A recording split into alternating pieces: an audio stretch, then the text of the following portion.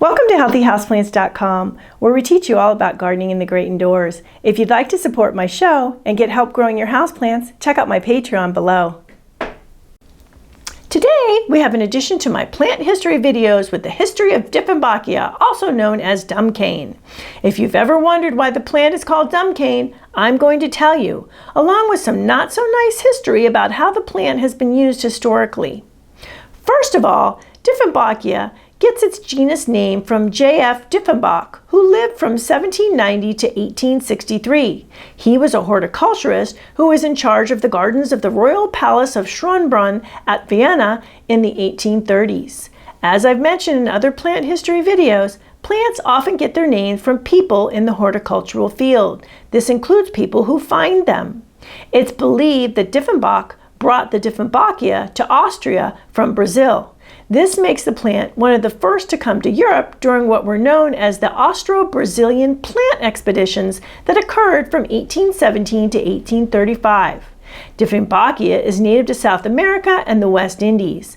In its native habitat, the plant can grow to 10 feet tall outdoors, but usually stays small indoors, smaller indoors. Although I've had Dieffenbachias reach 4 to 5 feet tall in my indoor garden. As you can see, the plants have eye-catching leaves that come in a variety of colorations and patterns depending on the variety. Dieffenbachia gets its nickname 𝗏𝗏cane because of the sap in its leaves that contains oxalic crystals that are like fiberglass, and that sap will painfully scratch and burn the mouth and throat and may even temporarily swell up the throat and paralyze the vocal cords. Hence the term dumb, referring to being unable to speak. It is one of the more toxic houseplants and should be kept out of reach of children and pets. If ingested, the plant can also harm the stomach. However, given how painful it is to chew on, most animals or people don't get that far as to swallow it. However, as you recall, I mentioned a not so nice history for Dieffenbachia. 𝗏𝗏cane is said to have been used by slave owners in the Caribbean as a punishment to inflict pain. Ouch! Of course, none of this is the plant's fault. It's a human problem, obviously.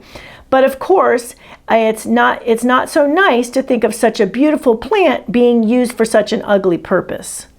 On a somewhat brighter note, in Brazil, it is believed that Dieffenbachia protects against the evil eye and negative energy.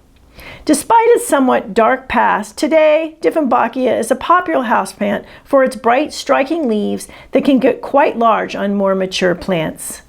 There are approximately 30 Dieffenbachia varieties. Most of the cultivars have been bred to create large leaves or more vibrant variegation. Some popular cultivars include Seguin, Camille, Exotica alba, Hilo, Paradise, Snow Queen, Tiki, Tropic Snow, and Rudolph Rohrs. Rudolph Rohrs is named after Rudolph Rohrs, a horticulturist who belonged to many organizations, including the New York Botanic Society and Society of American Florists and Ornamental Horticulturists. So there you go with some interesting information, background history about this beautiful, beautiful plant. You can now share some of that interesting history with anyone who may come to your indoor garden and say, what a lovely plant it is.